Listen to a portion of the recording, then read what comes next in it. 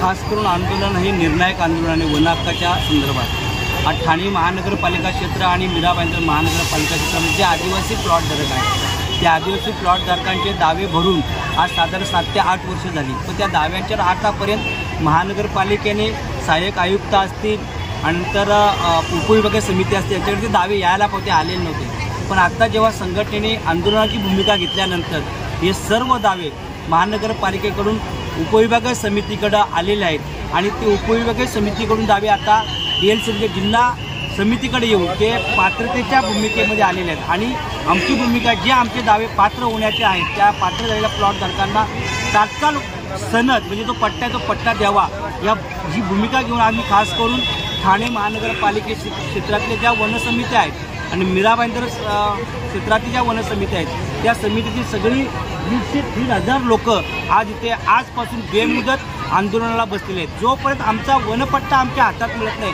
तोपर्यंत आम्ही इथलं आमचं जे आजचं जे आंदोलन आम्ही तोपर्यंत आम्ही आमचं आंदोलन संपवणार नाही। वनपट्टा आम्हाला मिळणार मग तो उद्या मिळेल, आज मिळेल, परवा जेव्हा मिळेल तेव्हा आमचं आंदोलन संपलेलं असेल। शासनाने GR काढलेलं आहे, एक प्रकारे सकारात्मक भूमिका घेतलेली आहे, तर आपली पुढचं पाऊल काय असेल?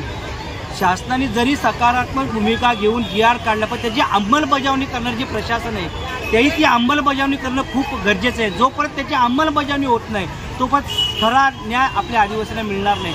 शासनाची भूमिकेचं आम्ही स्वागत करतो, ते चांगल्या प्रकारे भूमिका घेतली, पण अंमलबजावणी करणारी यंत्रणेने त्या पद्धतीने काम केलं तर नक्कीच गरिबांना न्याय मिळेल।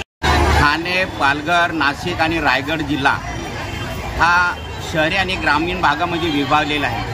या भागामध्ये आदिवासी आणि आदिम कातकरी जमात हा मोठ्या प्रमाणात आहे। आज देशाला स्वतंत्र होऊन 77 वर्ष झालेले आहेत, तर हे मूलभूत जे अधिकार आहेत पाणी, रोजगार, रेशनिंगचे प्रश्न आहेत, आरोग्याचे प्रश्न आहेत, शिक्षणाचे प्रश्न आहेत, रेशनिंग कार्डाचे प्रश्न आहेत, जॉब कार्डाचे प्रश्न आहेत, आधार कार्डाचे प्रश्न आहेत, हे अनेक मूलभूत अधिकार आजपर्यंत या आमच्या आदिवासी जमातीला मिळालेले नाही। त्याचबरोबर वन हक्के दावे जे आहेत, जो अनुसूचित जमाती अन्य पारंपरिक वन हक्क अधिकार जो मिळालेला आहे 2006 मध्ये, त्याच्यात सुधारणा झाली 2008 मध्ये, त्याच्यात आणखी सुधारणा झाली 2012 मध्ये। हा कायदा होऊन आज अनेक वर्ष झालेले आहेत, तरी आमचे वन दावे हे कलेक्टर लेवलला, प्रांत लेवलला, तहसीलदार लेवलला हे प्रलंबित आहेत, ग्रामपंचायत लेवलला प्रलंबित आहेत, फॉरेस्ट लेवलला प्रलंबित आहेत।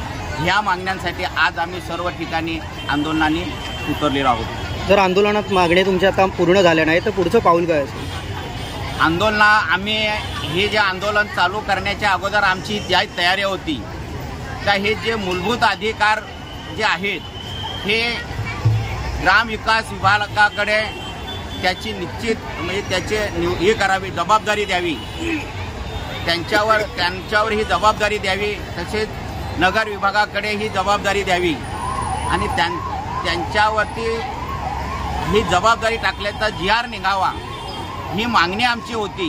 परंतु ही मागणीसाठी जर आम्ही